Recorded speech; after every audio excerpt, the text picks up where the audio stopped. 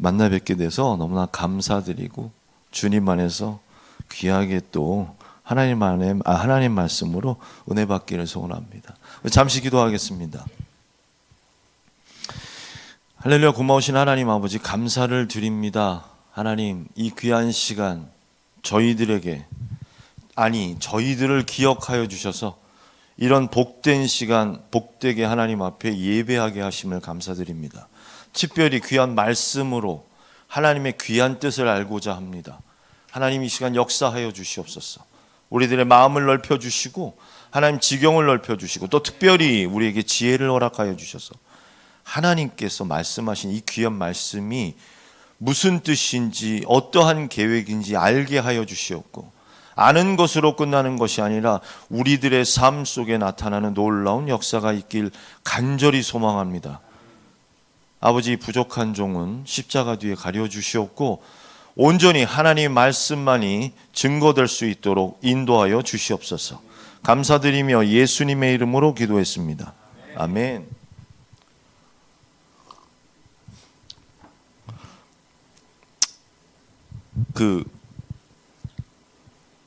한국에 사시는 분들은 다 아시겠지만 우리나라는 설날이 두 번이 있어요. 그렇죠? 1월 1일도 있고 또 이렇게 2월 달에도 구정이라고 있어요. 그래서 어찌 보면 조금 헷갈릴 경우들이 있어요. 오늘 여러분들은 맨날 매년 새로 한 해가 시작하면 계획을 잡잖아요. 계획을 잡으시고 또 이렇게 준비해 나가시고 그렇게 하실 것입니다. 1월 1일 날에 계획을 하고 준비를 하셨죠. 그럼 구정 때도 또 다시 준비하셨나요?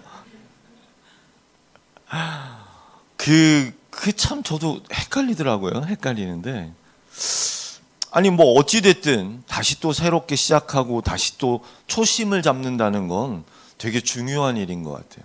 근데 신앙에도 그래요. 신앙에도.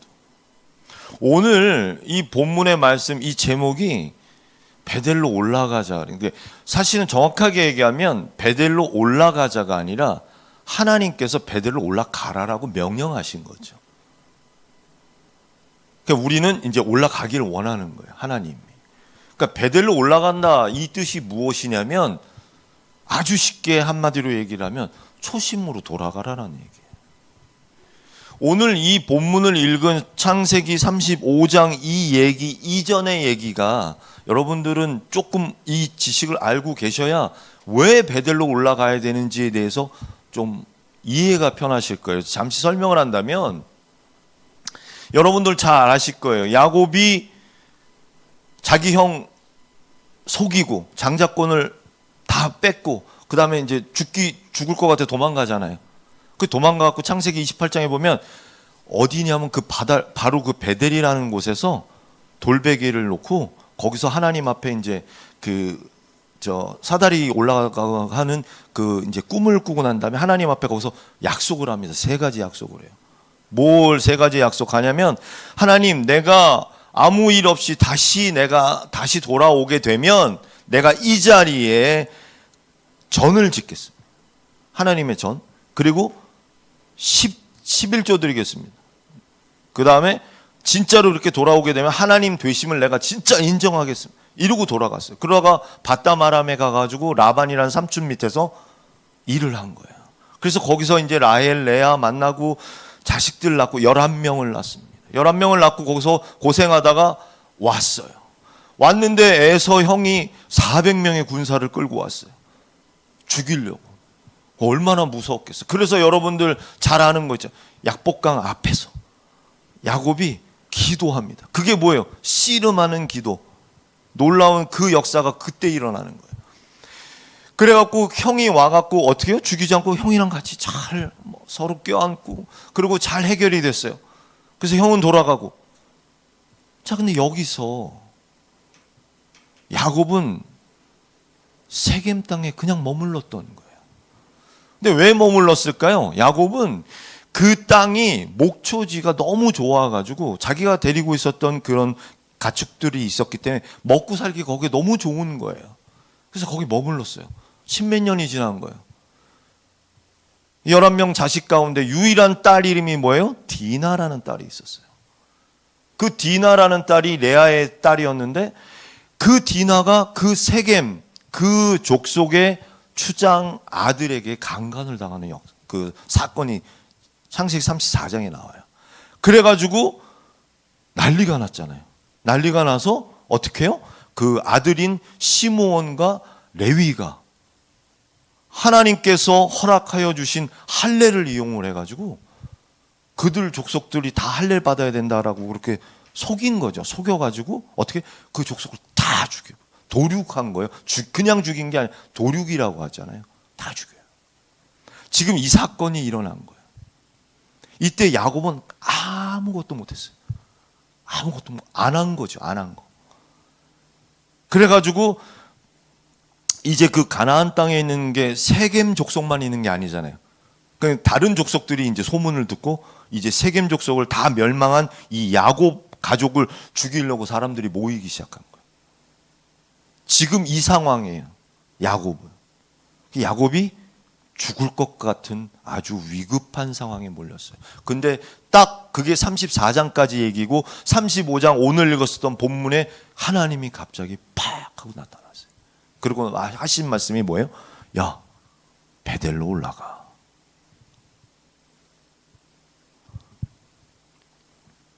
여러분, 그 전까지의 사건은 가만히 보면 왜 일어났을까라는 사건이. 그 사건이 일어난 사건을 야곱은 왜 일어났는지 몰랐었던 거죠. 여러분들 하나님 앞에 서원하신 적 있습니까? 서원이 하나님하고 뭐냐면 하나님하고 약속하는 거예요. 하나님 내가 이렇게 하겠습니다. 근데 서원은 대부분 어느 때예요? 어려울 때예요. 그렇죠? 내가 정말 죽을 정도로 어려울 때 합니다. 근데 사람은 그 죽을 정도로 어려웠던 그 시기가 조금만 지나면 그걸 잊어버려요.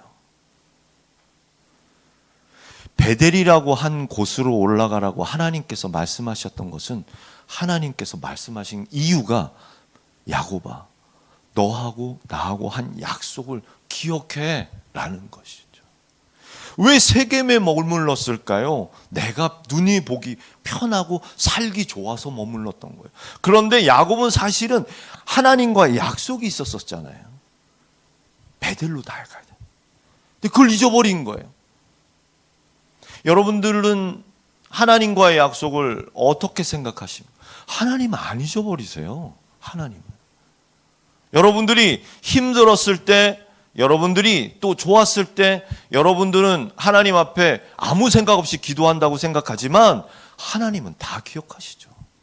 특별히 하나님께서 여러분들이 가슴 아파서 울면서 기도했던 그 기도의 음성과 그 기도의 내용을 모르시겠어요?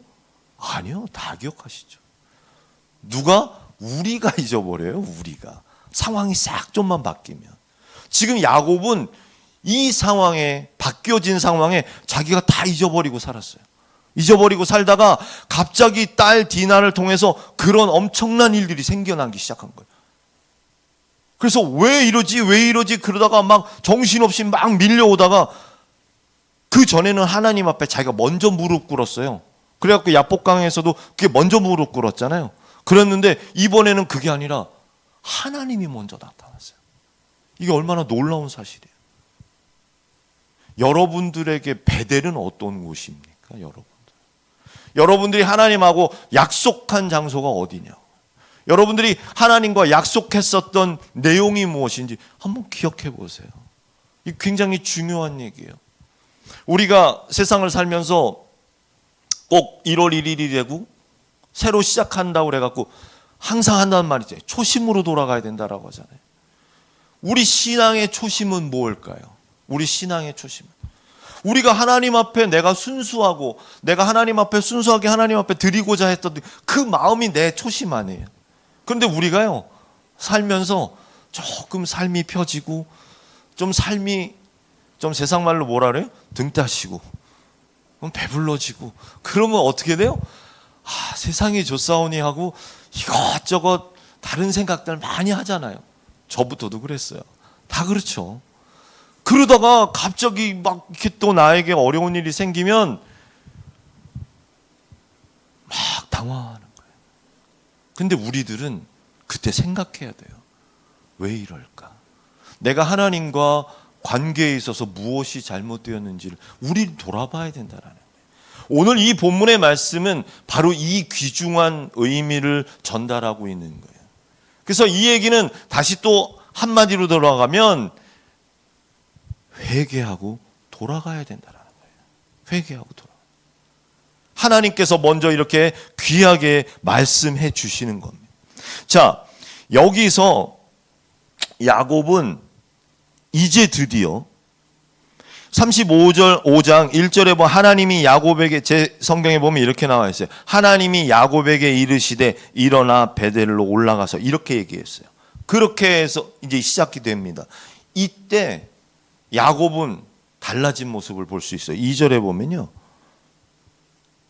야곱이 이에 집안 사람과 자기와 함께 한 모든 자에게 이르되, 여태까지 아무렇게도 그렇게 막 자기 딸이 강간을 당해가지고 그래서 막 그 아들들이 막 그래갖고 막 이상한 그런 모든 행동을 할 때도 야곱은 아무 말도 안 하고 있었어요.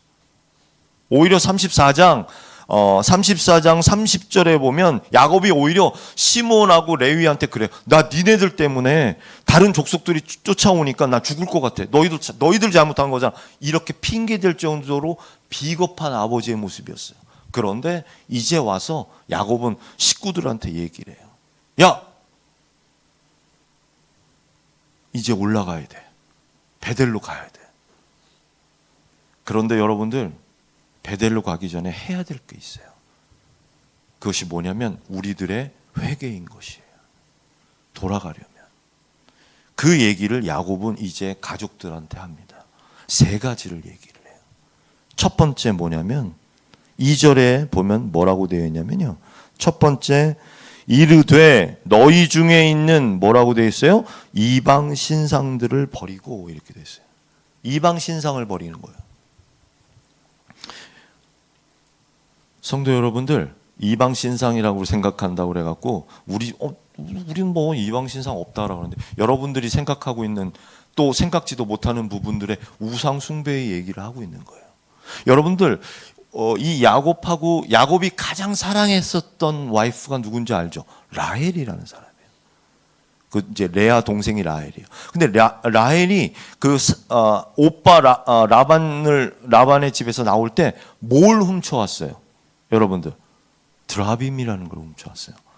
그 드라빔을 나중에 한번 찾아보세요. 드라빔이라고 훔쳤는데, 이 드라빔이 우상 숭배하는 이게 모형이에요. 이렇게 이런 스타츄, 아니 그거예요. 우상 이렇게 조각 같이 이렇게 돼 있는 거예요. 그런데 이게 물론 이게 우상으로만 생각할 수도 있어요. 그렇지만 라헬은 조금 더 깊게 안다 그러면, 여러분들한테 설명을 한다면, 라헬은 이거 우상 숭배를 하려고 이거를 가져온 것은 아니에요. 사실은 무엇이냐면, 라헬은 이 드라빔이라고 할 때, 그 당시의 중동 지역의 이 드라빔이라고 하는 것은 그 가정의 재산권을 주장할 수 있는 것이 드라빔이에요. 그래서 그 드라빔은 장자만 가질 수 있어요. 다 갖는 게 아니에요. 근데 라헬은 똑똑해서, 라헬은 지혜가 있는 여자예요. 그 예쁘고 지혜 있다고 성경도 그렇게 나와 있어요. 근데 드라빔을 자기가 훔치고 온 거예요. 자기 오빠한테. 왜냐하면 자기 남편이 나중에 돌아와서 이 재산을 주장할 수 있게끔 하려고. 똑똑한 여자였죠. 근데 그게 우상숭배로 잘못 해석되는 경우들도 있어요. 근데 정확한 건 그거예요. 그런데 왜 우상숭배가 아니냐? 정말로 라헬이 우상숭배를 했다면 라헬이 그걸 훔쳐서 어디다 숨겼었는지 아세요? 안장 이 밑에다가 숨겨서 앉혔어요. 절대로 우상이라고 해갖고 여러분들이 섬기는, 예전에도 마찬가지, 자기가 섬기는 그 우상 절대 내 엉덩이 밑에다 놓는다는 건 말이 안 되는 얘기예요. 이건 있을 수 없는 일이에요. 그건 우상 숭배를 하지 않고 자기가 그걸 알고 있었기 때문에 내가 훔쳐온 거예요. 남편을 위해서. 그 드라빔. 그렇지만 그게 뭐예요?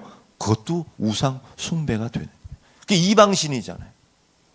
그 당시 때 근동지방에 다 했지만 뭐요? 하나님의 백성 그걸 하면 안 되잖아요. 그러니까 그런 것들 통해 그런 것을 다 버리라고 하는 거예요. 다. 지금 현재 여러분들 2024년이잖아요. 여러분들은 우상 없는 것 같아요.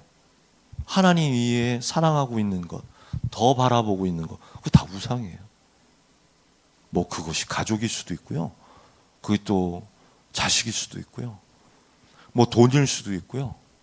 또 나의 어떤 뭐 명예나 또 심지어는 내가 공부하는 어떤 지식이나 다 이렇게 될 수 있어요. 여기 그 4절에 보면 그들이 자기 손에 있는 모든 이방 신상들과 자기 귀에 있는 귀고리들을 야곱에게 주는지라. 귀고리를 왜 줬을까요? 귀고리를. 여러분들 그 당시 때는 지금 뭐 얘기하는 그 왜 그 절이나 뭐 이렇게 보면 노란색 그 부적 같은 거, 여러분들 안 믿는 자들 그 부적들 이렇게 주머니에 넣고 다니는 거 아시죠? 지갑에도 막 넣고 다니고 그래요. 이 당시 때는 그런 건 아니었는데 귀고리에다가 이렇게 새겼어요. 이렇게. 그러니까 부적처럼. 맨날 이렇게 가지고 다니면서 생각하는 그런 거예요. 이런 거 다 버리는 거다. 심지어는 지금 여러분들 믿는 사람이든 안 믿는 사람이든 목걸이에 보면 십자가를 달고 다니는 분들 굉장히 많으세요. 왜 달고 다닙니까? 마음이 편안해진대요. 십자가를 달고 다니면. 믿든 안 믿든 그래요. 그런데 그거 우상입니다. 여러분들 그런 우상들을 우리가 버리지 않으면 우리는 베델로 올라갈 수 없어요. 그냥 올라간다고 되는 게 아니에요. 여러분들 베델로 우리가 초심으로 돌아가려면 회개하지 않으면 안 되는 거예요. 이런 과정들이 있어야 돼요. 두 번째 보면 뭐라고 되어 있어요? 두 번째 보면 2절에 보면 신상들을 버리고 자신을 정결케 하고 오다 그렇게 되어 있어요. 여기 뭐 몸을 깨끗이 씻고라고 되어 있어요. 그래요. 근데 여기서는 이제 몸도 그랬지만 몸도 마음도 다 마찬가지잖아요. 그렇죠? 몸도 마음도 다 마찬가지. 예전에 보면 이렇게 절에 다니셨던 분들이 이제 개종을 해서 교회에 나오시는 분들 뵐 수 있어요. 그분들은 정말 이렇게 예배 올 때마다 꼬박꼬박 몸을 씻고 오시고 그러시는 것들을 볼 수가 있어요. 자, 여기서 정결케 한다라는 것은 내가 몸을 깨끗하게 씻는다고 정결하게 되는 건 아니에요. 물론 안 씻는 것보다 씻는 것이 더 좋겠죠. 근데 여러분 여기서 이 의미는 그런 의미가 아닙니다. 정결하다는 의미. 물론 레위기에 보면 그래서 정결 의식도 있어요. 그래서 몸에 상처가 있거나 뭐 안 좋은 사람들은 예배 드리지도 못하게 돼 있었어요. 레위기에. 근데 여러분들 그것보다 여러분들 지금 생각해야 되는 것. 우리들이 6일 동안 세상 바깥에서 나가서 어떤 일들을 하든지 간에 막 그렇게 살다가 일주일에 한 번 교회에 와가지고 내가 예배 드린다고 해서 내가 정결해진다라고 느낀다는 거예요. 여러분들 주일날 예배 드리러 왜 옵니까? 나 마음 편하려고 와요. 이건 세상 사람들이 하는 얘기죠.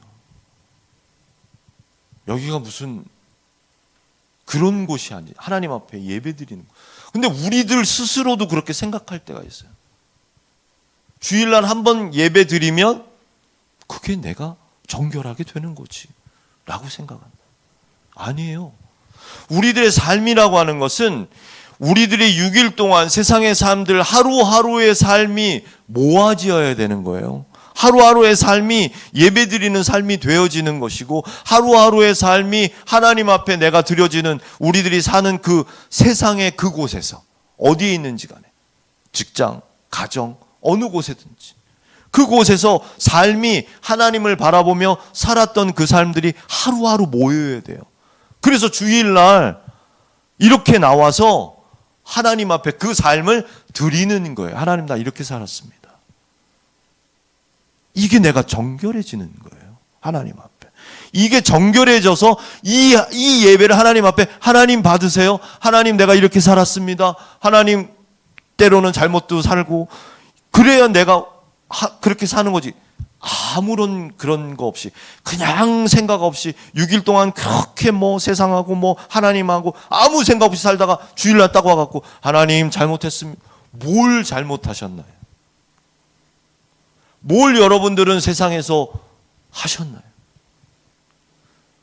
하루하루의 그런 과정이 없이 그냥 주일에 오면 그건 정결의 의식이 아니죠. 제가 여러분들하고 가족 같아서, 우리들이 거의 가족이잖아요 지금. 가족 같아서 드리는 말씀, 그건 때우는 거예요. 그렇잖아요. 솔직히 우리끼리 때우는 거잖아요. 그냥 주일날 안 가면 마음 찝찝하니까. 이게 뭐가 달라요?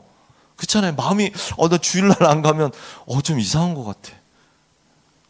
그거를 순수한 위대한 나의 믿음이라고만 생각하면 큰일 납니다.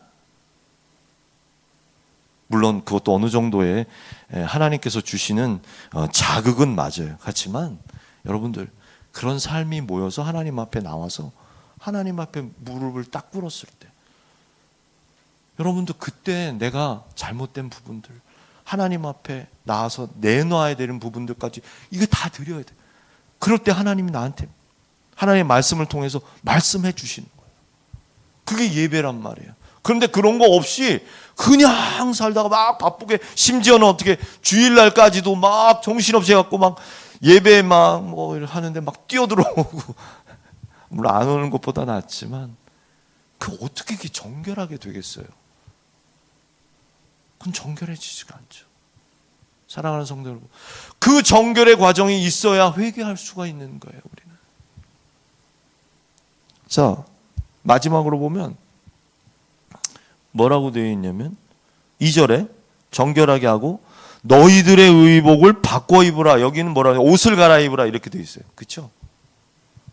여러분들, 의복이라고 하는 것은 여러분들 우리가 이렇게 지금 입고 다니는 거 이것만 생각하는 것이 아니라, 우리들이 생각을 한다고 보면 의복은 이 당시 때 그들의 신분을 얘기를 했었어요. 그들이 뭘 하고 사는지, 그들의 신분. 지금도 근데 또 마찬가지잖아요. 우리 제복들이 있잖아요. 그렇죠? 군인이든지 의사든지 뭐 나름대로 그 제복들이 있어서 그들이 뭘 하는지를 알 수가 있다고요. 이 당시 또 마찬가지였었어요. 의복이라고 하는 것은 그 사람의 신분과 뭐 지위와 뭐 그 사람의 뭐 명예, 그다음 부 정도를 다 판명할 수 있는 것. 근데 여기서 뭐라 그랬어요? 의복을 갈아입으라 그랬어요. 근데 제가 갖고 있는 성경에는 조금 더 뭐라고 되면 의복을 바꾸어 입으라 이렇게 돼 있어요.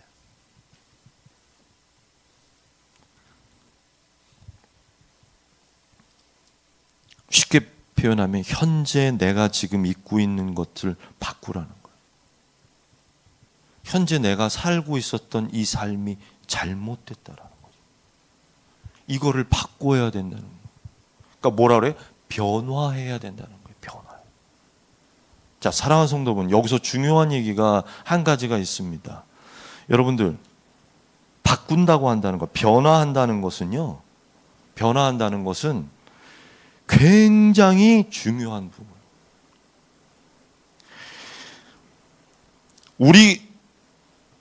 우리가 변화되려면요, 과거의 것을 가지고 있으면, 조금이라도 가지고 있으면 변화되지 않습니다. 잘 생각해 보세요. 여러분, 신약 성경에 보면 예수님께서 첫 번째 놀라운 기적을 이루는 데가 가나안 혼인잔치예요. 그렇죠? 근데 가나안 혼인잔치에서 손님들에게 맛없는 포도주를 탁 줬더니 맛없는 포도주가 너무 맛없으니까 손님들이 이게 뭐야? 그래가지고 예수님한테 딱 가가지고 예수님 포도주 좀 바꿔주세요. 그래서 예수님이 포도주 바꿔주셨어요? 아니에요. 예수님한테는 물을 갖고 갔어요. 물. 완전히 그 물질이 완전히 다른 거예요. 물을 갖다 줬는데 포도주로 변화된 거예요. 우리가 잘못 생각하면 내가 조금 안 좋았었던 거 내가 뭐 조금 이런 걸 바꾸어서, 우리 신앙도 마찬가지예요. 뭘 좀 바꾸어서 좋게 뭘 만들어 갈 거라고 생각해. 아닙니다. 이거는 성경은 뭐라고 얘기하냐면 절대적인 거예요. 새 포도주는 어떻게 해요? 새 부대에다 담아야 되는 거예요. 우리가 쉽게 생각하면 그렇잖아요. 옛날 포도 그 부대가 아깝잖아요. 그렇죠? 그래서 좀 기우거나 좀 이렇게 잘 만들어서 새 포도주 담아도 우리 먹는 거 아무 문제 없죠. 근데 왜 성경은 왜 새 포도주는 새 부대에다 담아야 돼요? 의미가 다른 거예요. 변화되려고 그러면 옛날 거 갖고 안 된다는 거예요, 우리가. 여러분 잘 생각해 보세요. 우리가 뭐 습관 바꾸고 뭐 할 때 옛날 거 없애야지 내가 바꿔져요. 남아있으면 절대 바꿔지잖아요. 우리들의 인간, 우리들의 죄성도 다 마찬가지예요. 우리가 가지고 있으면 절대로 변화될 수 없어요. 그래서 가장 결정적으로 성경에는 뭐라고 얘기해요? 야곱의 이름을 하나님 바꿔버리잖아요. 야곱 네 이름 그냥 그 야곱에다가 조금 뭘 좀 고쳐봐, 이게 아니에요. 야곱이 아니라 이스라엘로 이름을 바꾸는 거예요. 그 삶이 바꿔지는 거예요. 이게 변화예요. 의복을 바꿔 입어야 되는 거예요. 근데 내가 자꾸 옛날 거는 그대로 갖고 있어. 갖고 있으면서 새로운 걸 자꾸 뭘 받아들이려고 하고 그러니까 어떻게? 나는 조금만 뭐 하다가 변한 것 같다라고 조금만 뭐 이러다가 다시 또 엎어지고. 그게 뭐예요? 남아있기 때문에 그렇지. 남아있기 때문에. 근데 성경은 그렇게 얘기하지 않아요. 변화되려면 어떻게 해요? 옛 것을 끊어버려야 돼요.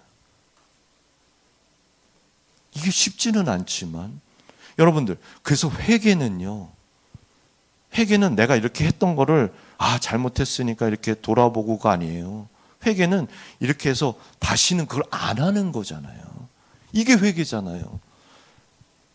그렇죠? 그건 의복을 바꿔 입고 내가 변화가 되려면 예전 것은 버려야 돼요. 그러니까 이거를 자꾸 모르고 예전 것은 조금이라도 갖고 있으면서 뭔가 바꾸어서 가려고 하니까 우리 스스로가 굉장히 어려워져요. 왜 이렇게 어렵죠? 왜 이렇게 안 바뀌죠? 왜 변화는 변화가 어려운 이유는 내가 가지고 있기 때문에. 옛날 것을 가지고 있기 때문에. 회개의 기본은 그 부분이. 지금 야곱은 3가지 얘기하고 있는. 이제 드디어 여태까지 그렇게 아무 얘기 안 하다 하나님께서 말씀하셨. 야곱아, 일어나서 베델로 올라가. 그릇들이 깨달아진 거예요. 그러니까 이제 야곱이 하나님이 시키지도 않았지만 야곱은 딱 가족들 다 불러가지고 이방신 버려다. 그다음에 정결하게 의복 너 지금 입고 있는 거 다 가르쳐 버려. 그러고 올라가는 거예요. 그냥 올라가는 거 아니에요. 여러분들 초심으로 돌아가려면 여러분들이 했던 것들 다 내려놓고 변화되어 갈 수 있는 거죠. 그렇죠? 이게 되게 중요한 부분이에요. 자, 그래서 9절에 보면요. 오늘 본문은 아니지만 9절에 보면 야곱이 바담 아람에서 돌아오매 하나님이 다시 야곱에게 나타나사, 이렇게 나와요. 9절에. 이제 8절까지 해갖고 그들이 올라갔다 그렇게 나와요. 그러고 난 다음에 9절에 이렇게 나와요. 근데 여러분 잘 생각해 보세요. 야곱이 바담 아람이 아까 그 라반에 있었던 그곳을 바담 아람이라고 하는 거예요. 지금 예전에 벌써 세겜 땅에 왔잖아요. 그런데도 바담 아람에서 돌아왔다라고 이렇게 이 기자가 썼어요. 이거 창세기 35장 누가 썼어요? 모세가 썼어요. 모세가 여기를 강조하는 거예요. 왜 강조하는 거냐? 왜 강조하는 거냐? 하나님이 이제 베델로 오니까 드디어 이제 네가 바담 아람에서 나랑 약속한 대로 베델로 왔다라고 인정해 주는 거예요, 이게. 그 뒤에 읽어보시면 뭐야? 그때 드디어 하나님께서 축복하는 내용이 나와요. 다. 그전엔 그게 없잖아요. 여러분들 그래서 오늘 돌아가셔서 한번 다시 읽어보세요. 33장서부터 한번 읽어보세요. 없어요, 그런 내용이. 근데 이제 여기서 나와요. 그래서 드디어 여기 뭐가 되냐면 이제 드디어 아브라함의 하나님, 이삭의 하나님, 야곱의 하나님이 됩니다. 이제 드디어. 사랑하는 성도 여러분, 우리가 살아가면서 쉽지는 않아요. 그렇죠? 세상 속에서 살기 때문에. 그렇지만 우리가 하나님의 백성으로 살아가기 때문에 세상이 아무리 좋아도, 야곱처럼 그렇게 막, 야곱도 이렇게 휩쓸려 가요. 세상이 좋아서. 그렇게 간다는 것이 다 잘못된 건 아니에요. 그렇지만 우리는 어떻게 해요? 하나님 백성이니까 우린 기억해야 돼요. 내가 하나님의 백성이라는 거, 내가 하나님 앞에 돌아가야 된다는 거. 이거를 잊어버리고 가는 거는 문제가 큰 거예요. 그렇기 때문에 여러분들이 자꾸 생각하고 자꾸 또 말씀을 보고, 지금 말씀 보는 또 훈련들을 하잖아요. 그러면서 자꾸 나를 회복시켜야 돼요. 근데 회복하려면, 여러분들 베델을 올라가려면 어떻게 해요? 선행되어지는 이런 과정이 있어요. 그 과정이 뭐예요? 한마디로 얘기하면 이 세 가지, 한마디로 얘기하면 뭐예요? 회개예요. 회개해야 갈 수 있는 거예요. 우리 이 시간 잠시 두 눈을 감기를 원합니다.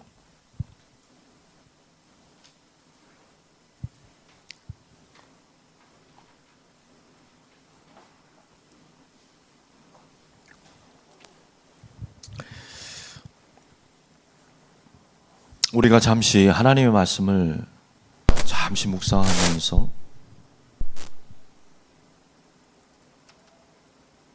우리는 얼마나 하나님 앞에 드렸었던 거, 하나님 앞에 약속했던 거, 하나님 앞에 기도했던 것들, 이런 것들을 얼마나 소중하고 귀중하게 생각했는지 한 번쯤 생각해 보시기 바랍니다.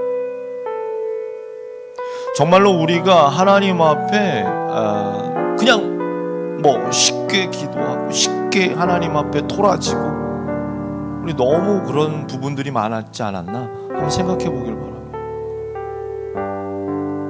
쉽게 기도했지만 그 기도의 한순간 한순간을 기억하신 하나님이 있으셨음을 우리가 기억하길 바랍니다.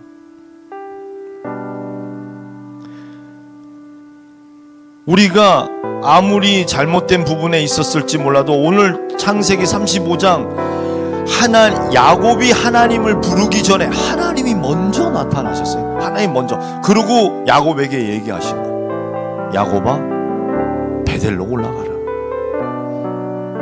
그런 사랑의 하나님을 우리가 기억해야 돼요. 그 하나님께서 우리에게 지금도 똑같이 야곱에게만 하신 게 아니라 하나님께서 똑같이 우리에게도 함께 하십니다. 근데 우리가 자꾸 잊어버리는 거예요. 우리가 자꾸 초심을 잃어버리고, 그냥 세상 좋습니다, 난 정말 너무 편합니다, 하나님, 말로는 하나님 감사합니다, 하지만 진짜로 감사하는 것이 아니라 세상이 너무 좋아서 거기에 취해서 살고 있지는 않았습니까? 우리 하루하루의 삶이 너무나 막 세상적으로 너무 좋고, 그래서 순간순간 하나님을 생각하지도 못하고 그냥 그렇게 살다가 그냥 엉떨결에, 그리고 그냥 너무 분주한 마음을 가지고 주일날 예배에 나와서 하나님 앞에 드리고 있지는 않습니다. 하나님, 우리가 정말로 하나님 앞에 회개하지 않고 무릎을 꿇지 않고 하나님 그냥 주십시오만 하고 있지는 않았습니다.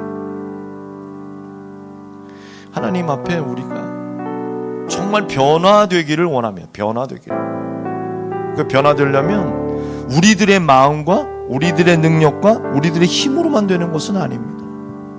정말 주님께서 우리에게 그 마음을 주셔야 돼요. 내가 변화되려고 하는 마음, 내가 정말 하나님 앞에 가까이 가길 원하는 그 마음을 우리에게 주셔야 돼요. 내가 막 하고 싶습니다, 막 그걸로만 되는 것이 아니라 주님의 마음이 있어야 된다는 거예요. 그 주님 앞에 그 마음이 정말 소중하다는 것을 우리가 우리 입술로 우리가 고백하기를 원합니다.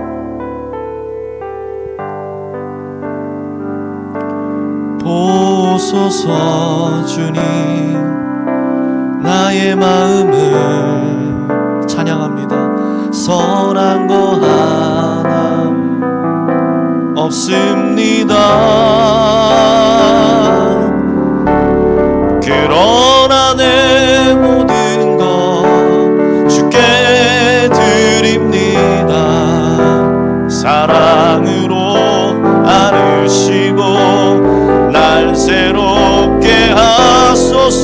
오소서 주님, 오소서 주님, 나의 마음을 선한 거 하나 없습니다. 그러나 내 모든 것 주께 드립니다. 사랑으로 안으시고 날 새롭게 하소서. 주님 마음을, 주님 마음 내게 주소서. 내 아버지 주님 마음 내게 주소서. 나를 향하신 주님의 뜻이 이루어지도록 주님 마음 내게 주소서. 우리 가슴에 손을 얹고 보소서 주님, 보소서 주님, 나의 마음을 선한 거 하나 없습니다. 그러나 주님, 그러나 내 모든 것 주께 드립니다. 사랑으로 날 새롭게 하소서. 주님 마음 내게 주소서. 내 아버지 주님 마음 내게 주소서. 나를 향하신 주님의 뜻이 이루어지도록 주님 마음 내게 우리 다시 한번 주님 마음을 내게 주소서. 주님 마음 내게 주소서. 내 아버지 주님 마음 내게 주소서. 나를 향하신 주님의 뜻이 이루어지도록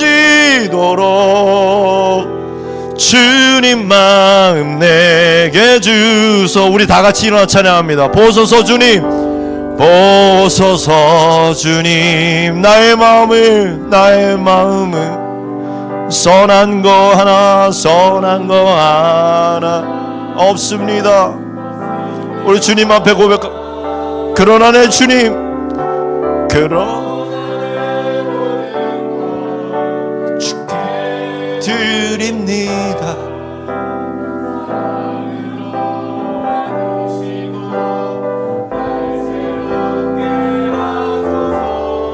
주님 마음 내게 주소서.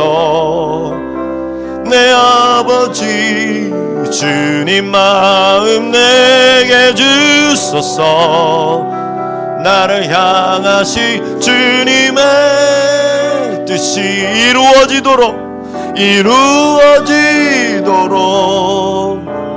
주님 마음 내게 주소서. 주님 마음을 내게, 주님 마음 내게 주소서. 내 아버지요, 주님 마음 내게 주소서. 나를 향하신 주님의 뜻이 이루어지도록 주님 마음 내게 주소서. 우리